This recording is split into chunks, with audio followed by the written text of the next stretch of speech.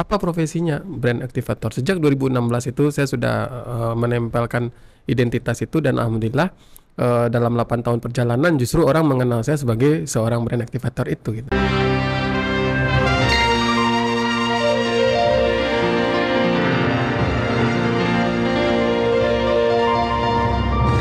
Mau tanya orang awak, disiko tampeknya. Assalamualaikum warahmatullahi wabarakatuh. Dan sanak sadanya basu balik kita di acara kesayangan kita di Tampek Mota TVRI Sumatera Barat. Mau tanya orang awak, disiko tampeknya. Masih bahasa Mambo, Desbi Sugari. Selama 1 jam ke depan akan menemani waktu istirahat siang dan sanak sadanya. Biasa di Tampek Mota, setiap hari Senin dan Selasa pukul 2 siang, kita selalu kedatangan bintang tamu yang spesial dari ranah Minang. Dan Iko adalah seorang brand aktivator. Penasaran kan apa itu brand aktivator? Kita perkenal saja Dr. Haris Satria. Assalamualaikum. Waalaikumsalam warahmatullahi wabarakatuh. Rasa salah wakanya Bu Dr. Haris Satria karena biasanya Satria Haris gitu kan. Iya, Dr. Satria Haris, Dr. Haris Satria. Tapi nama asli? Nama asli apa ya? Yang Haris Satria kok atau Iya, Satria Haris? Haris Satria apa Satria Haris ya? Ya. Karena publik lebih mengetahui Satria Satria Haris Haris, daripada. betul. Tapi kalau aslinya Haris Satria. Oh, aslinya Haris Satria. Iko nama panggung kok. Nama panggung ternyata ya. Di Bali Anse ya. Iya. Nah, Dr. Satria Harisko atau kan terbalik aja ya kan? Oke. Karena biasa kok. Segitunya seorang pakar branding mencuci otak orang lain. Dari namanya salah orang.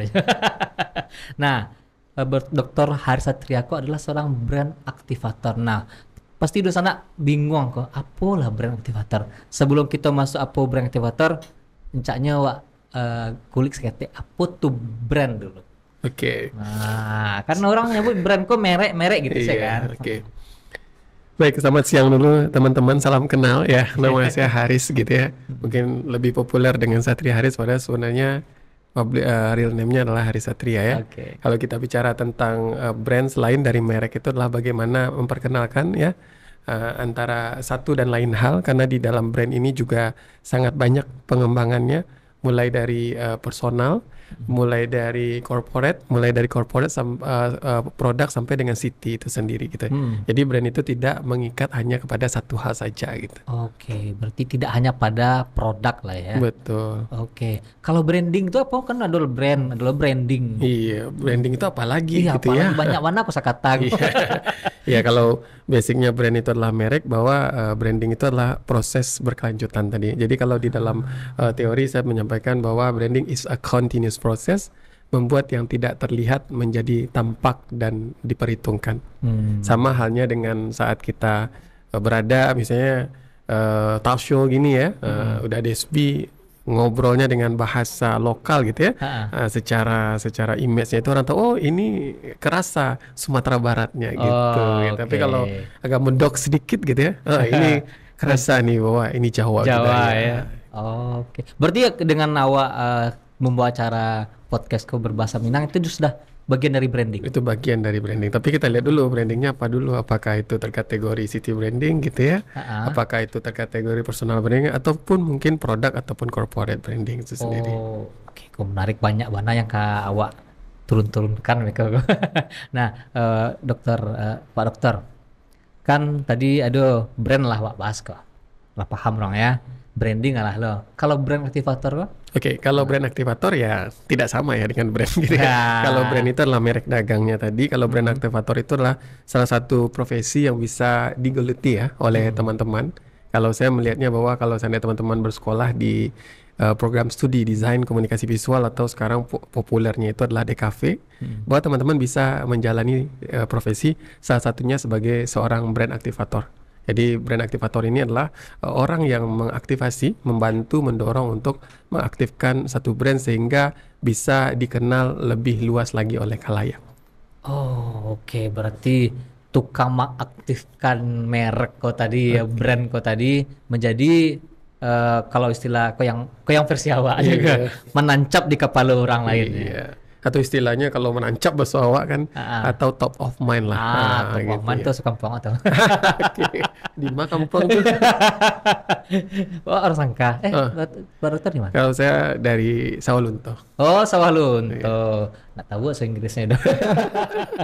Dari Pak Dokter sendiri kan seorang brand aktivator. Itu kan bisa dikatakan satu pekerjaan yang jarang banget ada di Sumatera Barat. Bahkan untuk di Indonesia sendiri bukan suatu pekerjaan yang paling dicari oleh orang. Nah, ya, paling banyak orang satu pekerjaan itu pekerjaannya. Iko seorang dokter Satria Haris di Sumatera Barat mengambil satu profesi seorang brand aktivator. Aku harus Iko. Iya. Jadi basicnya kayak gitu. Pertama itu karena saya dulu tamat SMP ya, itu lanjutnya itu tidak ke SMA, tapi ke SMK. Jadi saya memang sekolah itu di menengah kejuruan, dan 20 tahun yang lalu saya sekolah tahun 2003, ini udah 21 tahun ya. Ya, itu ada program studi namanya itu desain komunikasi visual. Disitulah saya belajar banyak hal. Mungkin dahulunya orang tahunya itu adalah desain grafis. Kalau sekarang sudah terjadi pengembangan, apakah itu ada audiovisual ataupun sekarang sudah bermain di wilayah digital. Jadi usut demi usut saya lanjutkan studinya ke program sarjana. Saya tertarik di bidang promosi lebih tepatnya. Terus kemudian saya lanjutkan lagi di master. Saya juga tertarik kepada hal-hal yang berhubungan dengan branding, lebih spesifik pada city branding. Dan setelah lulus dari master, saya justru berpikir bahwa ada satu profesi yang harus kita create sehingga orang bisa mengenal kita dengan karakteristik kita. Setelah saya pelajari, saya lihat DNA dan lain sebagainya, ternyata yang paling dekat dengan diri saya dan apa yang saya kerjakan itu adalah yang berhubungan dengan brand ataupun merek dagang. Dan saat itu saya mencari beberapa istilah-istilah ya, karena selain brand aktivator itu ada juga yang namanya itu brand aktivis ya. Ada pula brand aktivis itu sahabat saya brand aktivis Mas Andoko gitu ya. Jadi kalau di brand aktivator itu ya tugas kita memang membantu mengaktifasi brand-brand yang ada, apakah itu produk corporate ataupun city tadi. Dan basicnya itu adalah memang kita juga harus belajar branding. Di mana belajarnya? Di kampus tadi gitu. Oh, oke. Berarti seorang brand aktivator kok emang harus masuk ke jenjang akademik gitu. Iya, secara prinsip untuk masuk ke profesi ini dia harus ada yang namanya itu dasar pendidikan ya. Makanya saya sampaikan bahwa saat saya sarjana mengkaji tentang promosi, kemudian master mengkaji tentang city branding, terus kemudian di doktoral saya mengkaji tentang creative city. Di situ saya menemukan DNA bahwa brand ini bisa menjadi bagian dalam pengembangan karir ke depannya. Dan 21 tahun yang lalu orang nggak kenal sekali nih dengan bidang ini. Ya, maksudnya tidak terlalu famous lah. Kalau sekarang kalau istilah TikTok kan FYP ya. Nah, sekarang saja mungkin kampus-kampus DKV itu tidak hanya di satu institusi saja, tapi juga tersebar di beberapa perguruan tinggi yang ada gitu. Betul-betul. Berarti di tahun 2003 itu di SMK tuh? Iya, di SMK. Lah ada jurusan itu sudah ya? ada ya. 21 yang lalu. 21 tahun yang lalu. Iya. Berarti kuliah di 2006 ya? Kuliahnya di 2006, terus kemudian lulusnya 2010, terus kok curhat gitu ya? Ada emang kok ajang curhat sih. Iya. Sampai curhat. Sampai muata ya. Jadi 2010 lulus S1, terus kemudian 1 tahun nabung dulu, 2011 lanjut S2 sampai 2013, terus kemudian di 2013 tuh sebenarnya sudah berjuang untuk bisa lanjut S3 tapi belum dapat kesempatan, coba lagi 2014 gagal, 15 gagal, 16 gagal, 17 gagal, dan akhirnya rezekinya tuh di tahun 2018 dan alhamdulillah sudah selesai sekolah dokter itu di tahun 2022. Oh, gitu. Keren. Dan Iko sekaligus untuk mengkonfirmasi ya kebenarannya fitnah fakta ya. Apakah benar seorang Dr. Haris Satria adalah satu-satunya brand aktivator di Sumatera Barat? Bener gak ya? Kayaknya benar atau tidak itu kita serahkan ke publik ya. Tapi balik lagi, saya melabel diri sebagai brand aktivator, saya masih sangat ingat itu bulan September di 2016 saat saya ikut melakukan program kolaborasi ya di salah satu daerah batik di Indonesia, itu daerah Lasem. Jadi waktu itu apa profesinya? Brand aktivator. Sejak 2016 itu saya sudah menempelkan identitas itu dan alhamdulillah dalam 8 tahun perjalanan justru orang mengenal saya sebagai seorang brand activator itu gitu. Oke. Dan memang saya mungkin kalau kita browsing dan lain sebagainya, mungkin kita tidak menemukan juga orang yang membuat profesi itu brand activator. Kebanyakan mungkin digital marketing lah gitu Iya, ya, ataupun atau pakar branding atau lah pakar ya. branding. Tapi saya tidak belum akan menyebut, karena kata-kata pakar itu adalah hak publik ya. Iya, iya. Nah, dan mudah-mudahan nanti kalau seandainya saya jadi profesor, ya, baru saya bisa disebut sebagai pakar branding. Oke, itu silakan kepada publik juga lihat ya. Iya, betul. Apakah seorang Dr. Satria Haris atau Haris Satriako layak disebut sebagai adalah pakar branding Sumatera Barat? Iya. Nah, itu dah. Kok kon-kon pun lah penasaran. Oke. Bagaimana sih aktivitas dari Bapak Dokter aku? Kita petakan VT berikut ini. Check it out.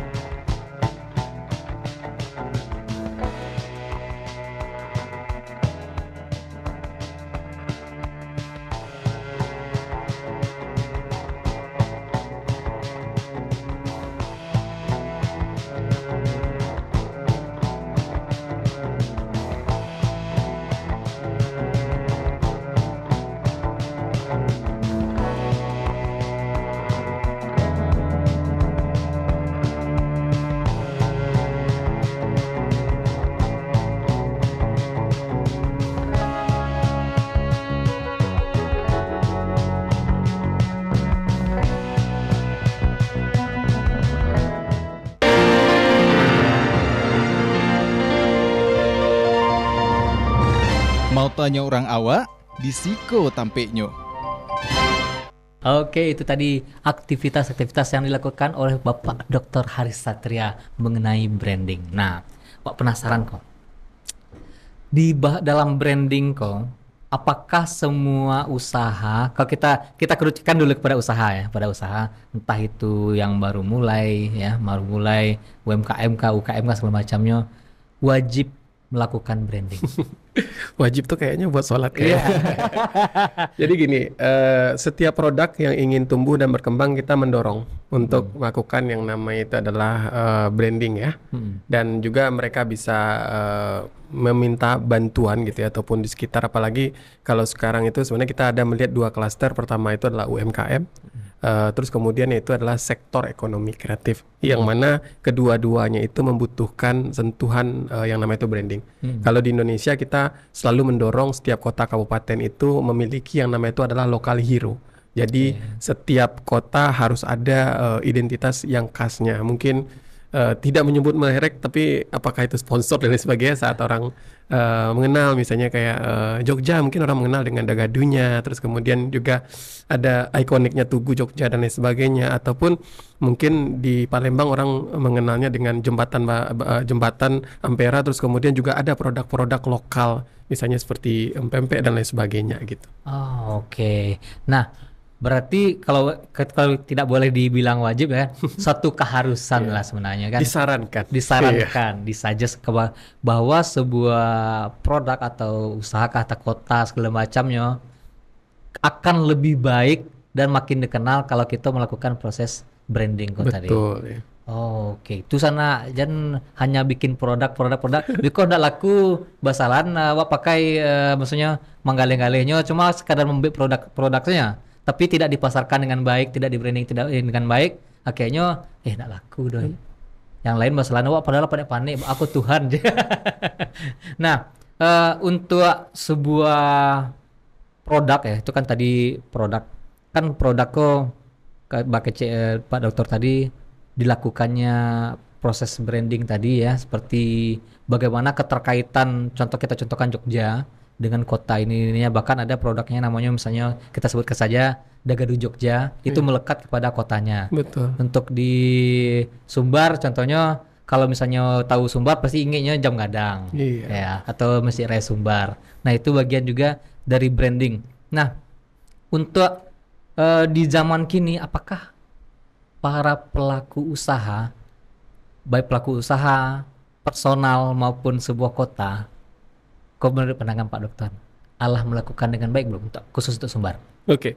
Kalau untuk Sumatera Barat, sebenarnya kita melihat bahwa Sumbar itu ada 19 kabupaten kota. Kalau di dalam payung besarnya adalah city branding ya. Oke. Beberapa kabupaten kota itu sudah sampai pada tahapan menemukan identitas ataupun pembeda dibanding yang lain ya. Apalagi kalau Sumatera Barat, kalau kita himpun itu salah satu kekuatannya itu adalah di gastronomi city, yaitu hilirisasi dari produk-produk yang berbasis kuliner. Karena di Sumatera Barat makanan itu cuma dua ya. Yang pertama itu lama, yang kedua itu adalah lama bana. Dan kalau kita sebutkan kata kuncinya kuliner, kita terafiliasi dengan beberapa brand ataupun merek dagang tadi. Misalnya kalau seandainya kita pergi ke Padang Panjang, otomatis kita akan ingat dengan sate Mak Syukur. Kalau kita pergi ke Bukit Tinggi ataupun Agam, kita akan ingat dengan Sanjay, kita akan ingat dengan yang namanya itu nasi kapau dan lain sebagainya. Akhirnya itu mengikat menjadi satu sama lain. Dan kemudian kalau kita lihat juga ritmenya ke anak-anak muda hari ini, saya memperhatikan sejak tahun 2018 ya, sejak aktif untuk membantu anak-anak muda untuk ngedevelop usaha. Di sini branding itu menjadi satu hal yang sangat-sangat diperhitungkan. Apalagi dengan tumbuhnya usaha-usaha anak muda, tidak hanya di Kota Padang sendiri, tapi juga ada yang di Payakumbuh, terus kemudian ada mungkin di daerah-daerah kabupaten kota yang lain di Sumatera Barat.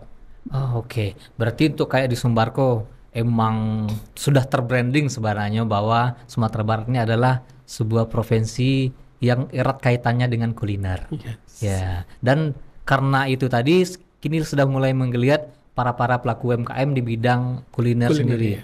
Entah itu kayak tadi misalnya di Padang Panjang ada sate SMS ya, sate Mak Syukur. Terus ada di Bukit Tinggi ada nasi kapaunya, ada jam gadangnya lah semua macam. Itu di kulinernya ada sanjainya ya. Dan menurut Bapak Dokter, gitu ya, kan misalnya orang pergi ke Sumatera Barat, orang ingatnya Sumatera Barat itu adalah Padang. Mbak Ano ngecen Padang itu hanya ibu kotanya, tapi di kepala orang pasti ingatnya cuma Padang. Itu satu. Yang kedua, apakah dengan kan kok orang pergi ke Sumatera Barat kok ingatnya adalah kuliner. Tapi tiap-tiap daerah tuh punya ciri khas masing-masing. Bahkan kayak di sebuah kecamatan punya nagari punya jorong dan punya ciri khas masing-masing. Apakah itu tidak akan bias dengan brandingan orang dari luar terhadap Sumatera Barat? Oke, jadi gini, untuk teman-teman atau Dunsana Kasadonya, kalau di branding itu ada 3 hal yang perlu diperhatikan ya. Yang pertama itu ada yang namanya itu adalah brand positioning ya. Saat orang menyebutkan Sumatera Barat, secara otomatis akan dinavigasi dengan yang namanya itu tadi Kota Padang. Padang adalah ibu kota dari Provinsi Sumatera Barat. Setelah Padang, kemudian ada berkembang lagi yaitu ada yang namanya itu Jam Gadang. Tapi Jam Gadang ini tidak di Kota Padang, tapi Jam Gadang itu adalah di Bukit Tinggi. Terus kemudian turunannya lagi mungkin ada sate Mak Syukur di Kota Padang Panjang. Terus turunannya lagi mungkin ada 24 hours kuliner di Payakumbuh. Ini adalah bagian dari yang dimaksud dengan brand positioning. Jadi saat disebutkan satu kata kunci, maka kita akan terafiliasi dengan banyak hal tadi. Itulah yang sama-sama terhubung antara satu dengan yang lain hal. Makanya di dalam branding itu ada yang diperuntukkan untuk city-nya, ada yang diperuntukkan untuk corporate, kemudian ada yang diperuntukkan untuk produk, dan mungkin ada juga yang diperuntukkan untuk personal. Terus kemudian pada poin kedua itu ada yang namanya itu adalah brand personality. Brand personality itu apa kesan yang ingin ditawarkan oleh Sumatera Barat sendiri kepada orang. Apakah ramahnya, apakah terjangkaunya tadi, apakah banyak hal yang memiliki sisi-sisi positif dari yang Sumatera Barat itu sendiri. Terus kemudian yang terakhir itu baru ada yang namanya itu adalah brand identity. Kalau di Sumatera Barat kita tidak bisa mungkiri bahwa orang lebih mengenal dengan kekuatan kita itu salah satu adalah karakternya melalui warna ya. Ada mungkin Marawa, mungkin teman-teman sering melihat itu. Terus kemudian juga ada looks-nya dalam bentuk rumah adat. Dan mungkin juga ada looks-nya itu dalam bentuk baju-baju tradisional. Dan kayak baju siang ini adalah salah satu karya ya, fashion designer lokal asal Payakumbuh yang mencoba untuk mengangkat batik Payakumbuh. Dan spiritnya gitu gini, batik mungkin sudah sangat populer mungkin di daerah Jawa ya. Tapi mereka pakai konsep lebih baik sedikit berbeda daripada sedikit lebih baik gitu. Oke. Berarti kok sedikit berbeda berarti ya. Iko adalah batik dari Payakumbuh. Ya. Batik tulis, batik cetak. Batik itu ada belajar lagi gitu. Batik itu sebenarnya adalah identitas yang kuat dari Indonesia sendiri, spesifiknya Jawa. Kalau di dalam batik sebenarnya ada batik tulis, kemudian juga ada batik cap, kemudian satu lagi itu adalah printing, sebenarnya duplikasi dari batik tadi. Dan ini yang saya pakai ini batik cap yang pasti harganya terjangkau dan bisa beli kalau teman-teman datang ke Pekebun. Oh, aku kayak gitu lah seorang brand aktivator. Bantu aktivasi ya. Bantu aktivasinya. Oke, nah, gua masih pengen tahu nih kok tentang yang masalah melakukan brand positioning tadi. Nah, contohnya gitu. Kan Sumatera Barat itu dikenal dengan kuliner. Pertama kulinernya. Kuliner kok turunannya adalah kuliner apa? Yang pedas dan bersantan. Kan itu ciri khasnya. Ternyata di Sumatera Barat kok banyak loh makanannya yang kriuknya ada, nah manisnya pun ada. Menurut secara brandingan sendiri, apakah sarancanya kita pengen yang lebih ketek, misalnya wak punya sebuah usaha, di usaha itu wak punya makanan padeh, punya makanan manis. Sebaiknya bancanya hanya yang pedasnya saya wak naikan atau seluruhnya wak brandingan. Oke. Kalau di kategori usaha ataupun produk, kita mendorong yang namanya itu adalah produk signature. Jadi setiap brand itu diharapkan ada yang namanya itu diferensiasi. Mungkin kalau sekarang kita melihat banyak sekali ya bisnis-bisnis kekinian, tapi yang produk-produk makanan tradisional itu juga tetap ada. Misalnya sama seperti teman-teman ingin makan nasi Padang, tapi nggak ketemu nih kalau kita di Sumatera Barat. Tapi kalau di luar banyak gitu ya. Apa yang membedakan antara nasi kapau, kemudian yang membedakan dengan nasi bungkus ataupun nasi ramas dan lain sebagainya. Sama halnya, misalnya kita ingin membuat satu produk, apa yang menjadi penciri, apa yang menjadi pembeda dari salah satu produk itu. Walaupun sekarang kamu sama-sama jualan kopi susu, cuman yang satu mungkin creamy, yang satu mungkin strong, yang satu lagi mungkin pakai gula aren dan lain sebagainya. Ini harus ada yang namanya itu signature dari produk itu sendiri gitu. Jadi mau itu pedas, mau itu asin dan lain sebagainya, signature itu menjadi satu hal yang sangat penting dalam kita ngedevelop usaha tadi. Oke, berarti tidak masalah misalnya awak punya banyak produk, tapi yang ditonjolkan CYC berarti ya. Walaupun kita punya banyak produk yang lain selain yang padeh tadi, kiranya wak punya manis, punya gurih. Iya. Tapi wak tonjolkan hanya adalah misalnya wak nama rumah makan wak atau rumah makan atau sebuah usaha keripik lah. Iya. Keripik balado bla bla bla. Yang ingin orang adalah pedasnya. Tapi tidak masalah wak menjual yang lain. Iya. Sama seperti keripik balado itu kan awal cikal bakal bisnis itu kan keripik balado. Iya. Setelah itu saat kita datang ke store-nya keripik balado kan ternyata yang ditawarkan tidak hanya keripik balado kan, banyak produk-produk lain. Tapi orang selalu ada alasan datang ke sana itu karena ingin beli keripik baladonya. Mungkin saya mengingatnya itu saat visit ke ini ya ke Jawa Timur itu ada satu merek dagang nama itu adalah sambal gitu, salah satu sambal itu. Ini nama itu sambal Burudi. Orang datang ke sana itu sebenarnya cuma karena pengen nyobain sambal itu aja. Padahal yang dijual itu produk banyak sekali. Nah inilah salah satu kekuatan, apalagi kalau kita di Sumatera Barat, kalau orang datang ke toko keripik, yang pasti dia tidak hanya membeli keripik, cuman keripik itu adalah signature dari oleh-oleh tadi.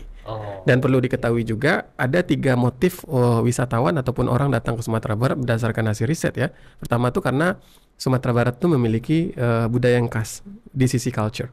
Terus kemudian yang kedua itu memiliki makanan yang cuman 2, enak dan enak sekali, lama atau lama mana. Dan yang terakhir itu ya memiliki tadi alam yang indah yang mungkin tidak bisa ditemukan juga di tempat-tempat lain gitu. Oke, kok dagyang sadolah. Makanya brand aktivator datang gitu. Iya. Membantu mengaktifasi. Membantu untuk mengaktifasinya. Dan kalau ada pertanyaan ini, kan misalnya anggaplah setiap pelaku usaha tadi dan setiap usahanya itu wajib punya signature-nya sendiri. Nah, bagaimana dengan bisa dikecen rombongan lah, kalau tiba di anunya rombongan, tiba di bahasa jadulnya atau bahasa istilah-istilahnya kayak pasar homogen yang punya itu sih ngalih orang kayak misalnya apotik sesadolahnya. Nah, itu termasuk brandingan kayak apa tuh? Tapi tahan dulu karena kita akan kembali lagi setelah pesan-pesan berikut ini. Jangan kemana-mana.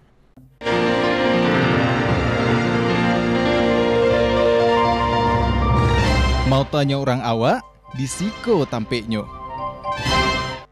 Oke, kembali lagi kita di Tampek Mota TVRI Sumatera Barat. Mau tanya orang awak di Siko Tampeknya. Sana, jangan lupa saksikan Tampek Motako setiap hari Senin dan Selasa pukul 2 siang di TVRI Sumatera Barat. Bisa sana tonton di TV, bisa juga sana tonton live streaming di Facebook, YouTube maupun Instagramnya TVRI Sumatera Barat. Atau bisa juga sana download aplikasi TVRI, klik di Play Store atau di App Store. Oke, kita lanjutkan lagi bincang-bincang kita bersama Bapak Dr. Haris Satria. Tadi ada pertanyaan awak tentang contohnya kayak pasar homogen lah tiba ya. Kalau misalnya kita contohkan lah yang terdekat di situ kayak di Tarandam. Itu kan orang jual ube sedolahnya. Nah, itu termasuk brandingan apa tuh? Apakah setiap pengusahanya itu harus punya brandingan toko masing-masing kah? Atau yalah kita sama-sama sih. Oke.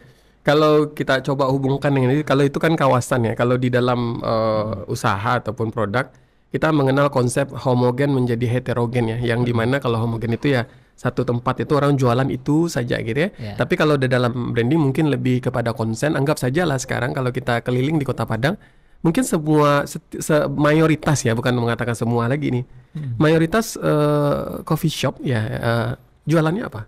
Kopi susu kan?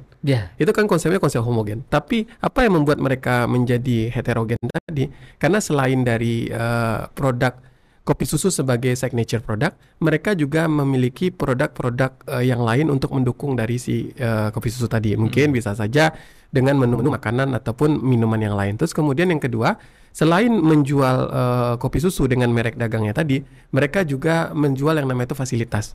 Apakah itu free wifi, apakah itu fasilitas ibadah yang mereka siapkan, terus kemudian tempat yang nyaman, terus kemudian juga ada juga mungkin melalui live music dan lain sebagainya. Itulah bagian dari pengembangan bisnis dari homogen kepada heterogen. Berbeda dari di apotek tadi. Kalau apotek ya mungkin kita lihat gimana ya cara orang berjualannya. Padahal sebenarnya di apotek itu mereka pun juga pasti sudah ada yang kerjasama dengan tempat-tempat kesehatan, kerjasama juga mungkin dengan rekomendasi surat-surat yang saat membeli obat dan lain sebagainya pasti direkomendasikan melalui dokter dan lain sebagainya. Gitu. Oke, berarti kayak gitu tuh lebih ke brandingan sebuah tempat kawasan berarti ya. Kalau inge tempe orang Jube inge di Tarandam. Gitu. Kalau sekarang kan ada Pujasera ya. Pujasera tuh lebih identik dengan orang menjual makanan, bukan orang menjual pakaian. Nah, gitu. Itu yang Pujasera tadi. Oh, siap-siap. Ya, bahkan di Pujasera tuh tampe jual makan yang bermacam-macam, bervarian gitu. Kawasannya itu dikenal dengan Pujasera gitu. Oh, oke, siap. Iko lah mulai membuka tabir bahasa Barat tentang membranding sebuah produk lah ya. Kita pengen mengangkat sebuah kita anggap sebuah produk yang akan kita aktivasi dan bahas cara mengaktifasinya dengan baik dan mengeksekusinya dengan baik sehingga terjadi brandingnya kok masuk ke top of mind ke kepala orang. Nah, anggap contoh aja. Apa ya? Kau salah yang nampak kok. Muk. Nah, gua punya usaha muk iko. Anggaplah kau dulu lalu ada merek lah.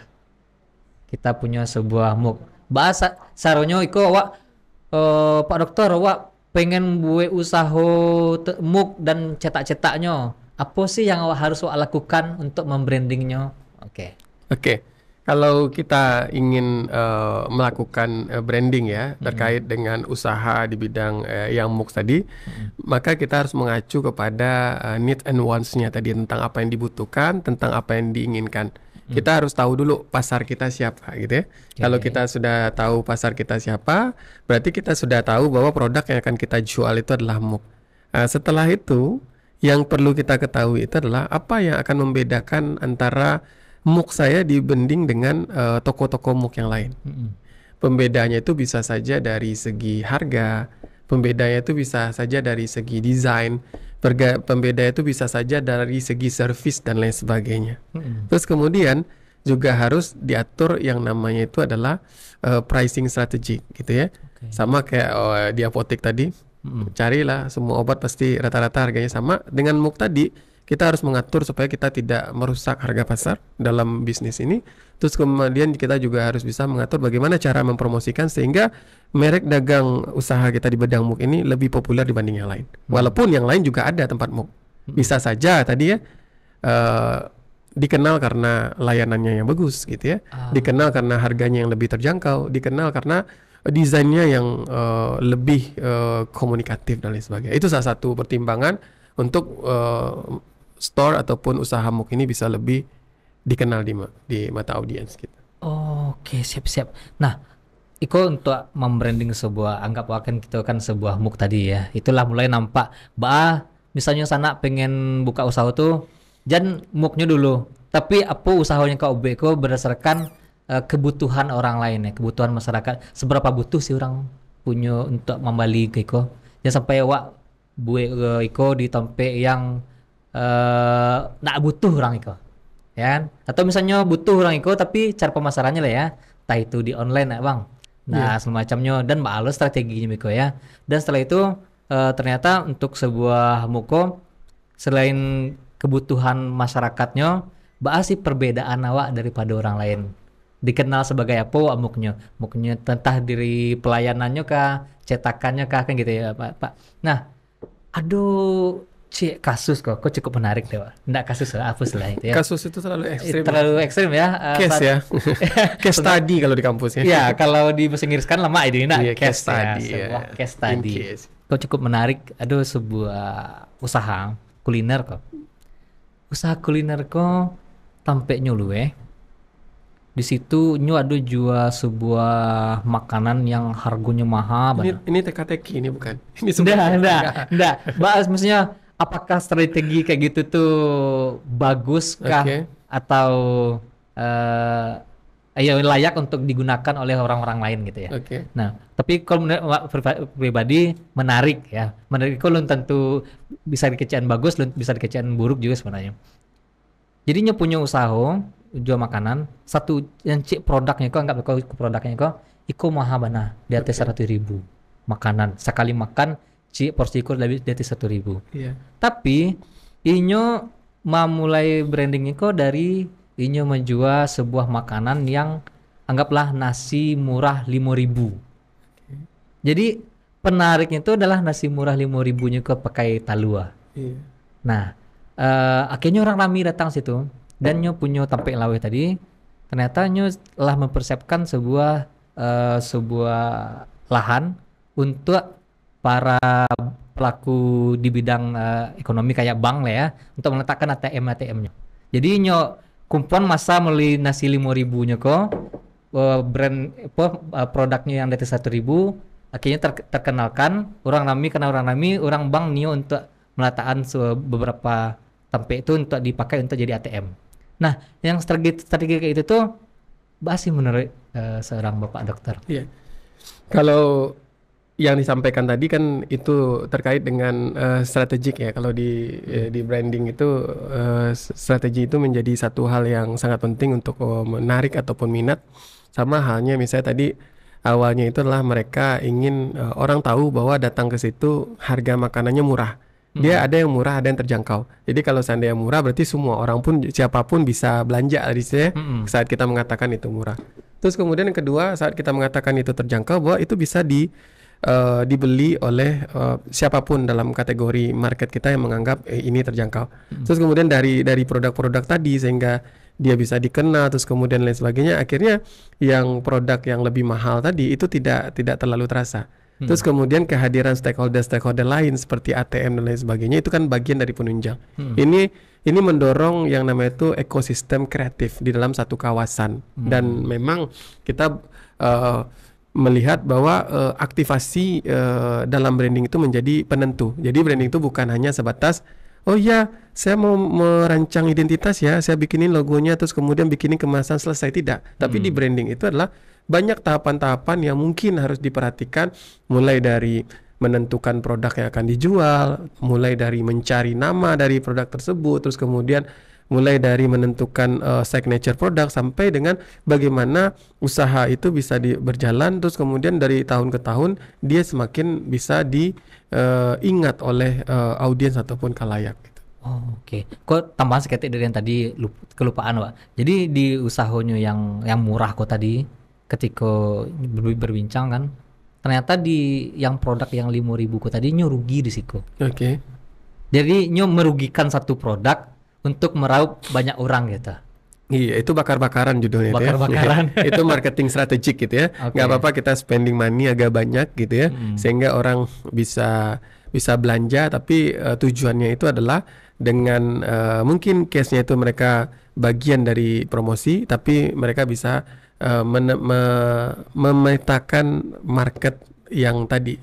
Mungkin dari kategori middle mereka ingin menyasar middle low, dan akhirnya mereka bisa mengejar yang namanya itu middle up tadi gitu. Oh, oke, keren kok. Kayaknya banyak strategi-strategi untuk membranding untuk supaya usaha aku dikenal dan laku berarti ya. Jadi kok sedang rancak dan lama pembincangan awak, tapi ada orang kelewat dulu ya.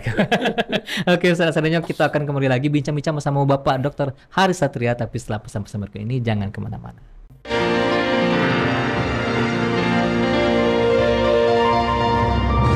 Mau tanya orang awak, di Siko Tampeknyo.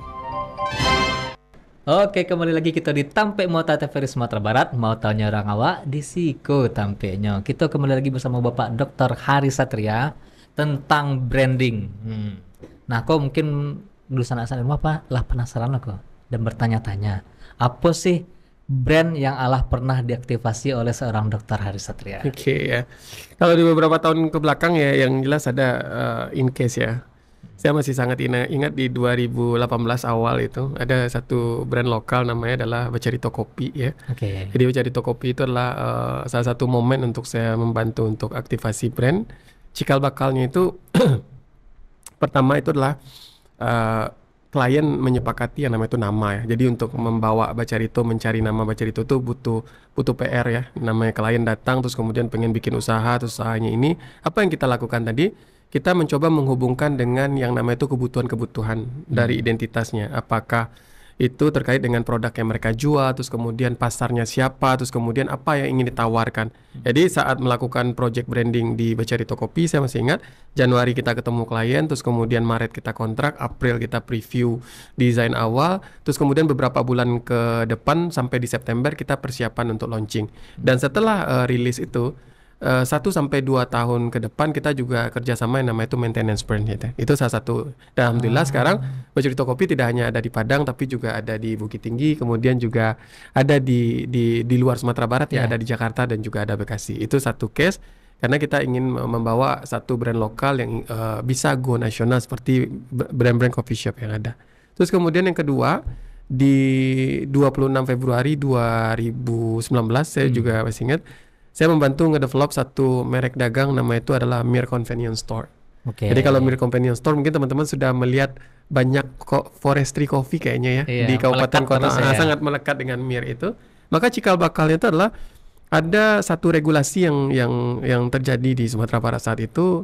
Kan teman-teman mungkin tidak melihat satu merek dagang yang si kembar gitu ya. Store-store kayak convenience store tidak ada di Sumatera Barat, kita tidak menyebutkan brandnya. Terus ditawarkan kepada klien, gimana kalau kita bikin convenience store yang di situ ada mart, di situ ada makanan dan di situ ada kopi. Terus kemudian karena klien saya ini dia punya kapasitas ataupun dia punya pengetahuan terkait dengan bagaimana membentuk yang namanya itu convenience store, akhirnya kita bikinlah merek dagang di 2019 itu namanya adalah Mir Convenience Store. Dan alhamdulillah sekarang Mir itu sudah jalan 5 tahun dan masuk ke tahun ke-6. Dan insya Allah dalam waktu dekat juga akan rilis satu brand baru lah di situ. Dan saat kita memutuskan atau memilih satu merek dagang forestry itu benar-benar dipertimbangkan dengan karakter ataupun market dari Sumatera Barat itu sendiri. Dan alhamdulillah dari 2 brand yang saya bantu garap tadi dari 2018 sampai 2009 sekarang masih eksis gitu ya, dan sekarang juga sudah banyak store tidak hanya di Sumatera Barat, dan sekarang juga memberikan kesempatan untuk lapangan-lapangan kerja baru, dan anak-anak muda yang lain juga akhirnya terinfluence untuk bisa menjadi wirausaha baru sesuai dengan misi dari pemerintah Provinsi Sumatera Barat juga gitu. Jadi kita nyumbangin gitu ya. Kita semua kita bantu pemerintah ke Wak tolongan di Iya. bagian-bagian ikonya sesuai dengan kapasitas Wak sendiri-sendiri. Sesuai porsi sebagai Porsi brand aktivator. masing-masing. Oke, berarti dari kita kan ambil contoh sebenarnya pastinya banyak brand-brand lain yang lah pernah digarap oleh seorang Bapak Dr. Satria Haris. Tapi ada dua produk tadi itu yang cukup melekat untuk di Sumatera Barat ya, cukup dikenal ya. Bahkan tadi sebenarnya itu kalau menurut Ewa Pujasera versi modern ya.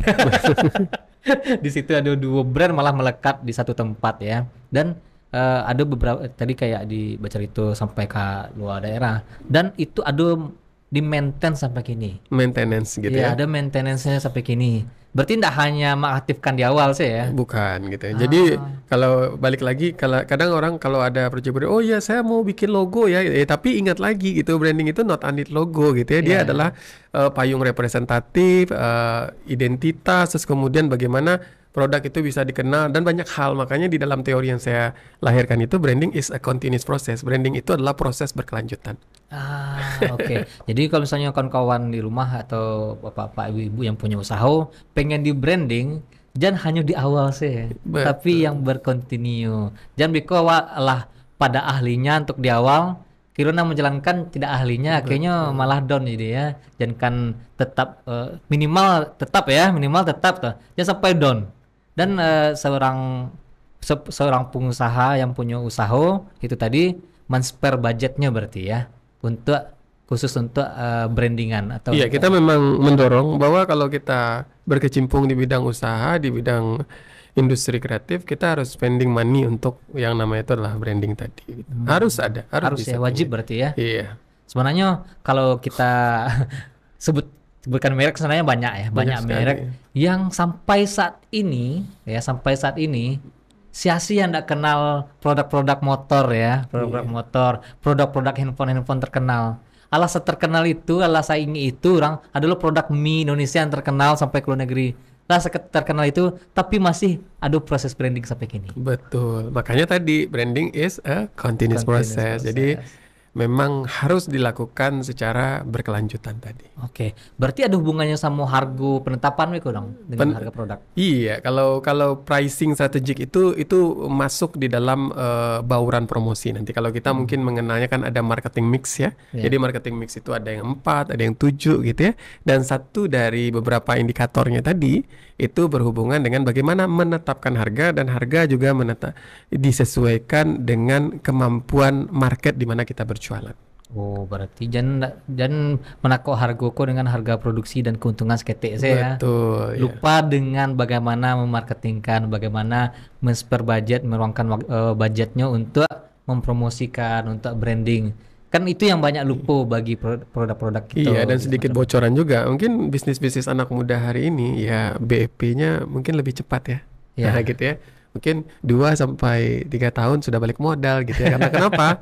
Karena mereka serius untuk menggarap usaha dan juga melakukan yang namanya itu konsultasi dan menggarap branding usaha itu tadi. Oke. Nah, Pak Dokter, apa next step dari seorang Satria Haris sebelum kita tutup? Next apa? Next step. Kalau aku lah dokter Iya. Pak. Next gitu ya. Ya. Kalau dari saya sih memang ya saya punya ya mimpi ataupun cita-cita yang memang saya terus kawal sampai hari ini ya tidak bisa dipungkiri ya mudah-mudahan diberikan kemudahan dan kelancaran ya untuk bisa menjadi profesor ataupun guru besar di bidang branding dari Sumatera Barat ya untuk mewakili Indonesia itu satu ya betul. karena saya berikhtiar untuk masuk untuk kembali ke dunia pendidikan setelah beberapa tahun ke belakang di dunia praktisi dan insya Allah dengan keilmuan saya di kampus saya masih bisa terus untuk mengembangkan diri bersama teman-teman praktisi yang lain dalam konteks kolaborasi memajukan dunia pendidikan khususnya sektor branding di Indonesia gitu. Oh, semoga dimudahkan. Amin. Oke, aku seketik lah closing statement kepada kawan-kawan di rumah kok yang entah itu pelaku usaha kah atau pengen personal branding kah atau yang tadi city branding semacamnya.